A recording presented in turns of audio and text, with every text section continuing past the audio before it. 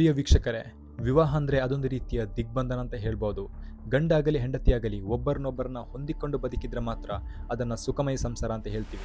ಆದರೆ ಇಲ್ಲೊಬ್ಳು ಹಿಮಾನಿ ಎಂಬವಳು ಮದುವೆಯಾಗಿ 2 ಮಕ್ಕಳು ಹೊಂದಿದ್ರು ಕೂಡ ತನ್ನ ಗಂಡನನ್ನ ಬಿಟ್ಟು ಇನ್ನೊಂದು ಪರಪುರುಷನ ಸಂಗ ಮಾಡಿ ಸಿಕ್ಕಿಬಿದ್ದಿದ್ದಾಳೆ. ಇದು ನಡೆದದ್ದು ಪಂಜಾಬಿನ ಅಮೃತಸರ ಎಂಬಲ್ಲಿ.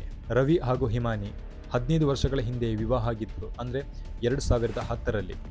ಒಂದು ದಿನ ಹಿಮಾನಿಯು ಮನೆಯಿಂದ ಹೊರಗಡೆ ಹೋಗಿದ್ಲು. ಮಧ್ಯಾಹ್ನದಂದು ಮನೆಯಿಂದ ಆಚೆ ಹೋಗಿದ್ದ ಹಿಮಾನಿಯನ್ನು ಕಾಣದೆ ಗಂಡ ಕರೆ ಮಾಡಿದ್ದಾನೆ. ಆದರೆ ಯಾವುದೇ ರೆಸ್ಪಾನ್ಸ್ ಇಲ್ಲ ಅಂತೇಳಿ ಆಕೆಯ ಸ್ಕೂಟರ್ನಲ್ಲಿದ್ದ GPS ಅನ್ನು ಟ್ರ್ಯಾಕ್ ಮಾಡಿ ಹೋಟೆಲೊಂದಕ್ಕೆ ಬಂದಿದ್ದಾನೆ. ಬಂದವನಿಗೆ ಅಲ್ಲಿ ಕಾದಿದೆ ನೋಡಿ ಅಚ್ಚರಿ. ಈ ಹಿಮಾನಿಯು ಹೋಟೆಲೊಂದರಲ್ಲಿ ಪರಪುರುಷನ ಸಂಗ ಮಾಡುವುದನ್ನು ಕಣ್ಣಾರೆ ಕಂಡುಬಿಟ್ಟಿದ್ದಾನೆ. ಇದನ್ನು ನೋಡಿ ಈತ ಹೋಟೆಲಿಂದ ಹೊರಗೆ ಬಂದು ಜೋರಾಗಿ ಹತ್ತಿದ್ದಾನೆ. ಈ ಹಿಮಾನಿಯು ಸಿಕ್ಕಿ ಬೀಳುವುದು ಇದೆಲ್ಲ ಮೊದಲನೇ ಸಲ ಅಲ್ಲ. ಅಂದರೆ 2018ರಲ್ಲಿ ಕೂಡ ಇದೇ ರೀತಿಯಲ್ಲಿ ಸಿಕ್ಕಿಬಿದ್ದಿದ್ದು.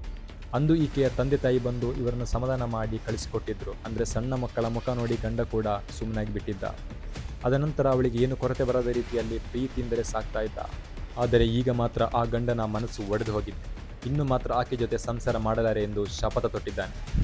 ಈ ವಿಡಿಯೋ ಇದೀಗ ಸೋಷಿಯಲ್ ಮೀಡಿಯಾದಲ್ಲಿ ಸಖತ್ ವೈರಲ್ ಆಗ್ತಾ ಇದೆ. ಇದಾಗಿತ್ತು ವೀಕ್ಷಕರೇ ಇವತ್ತಿನ ಸಂಚಿಕೆ. I am Jayant, signing out.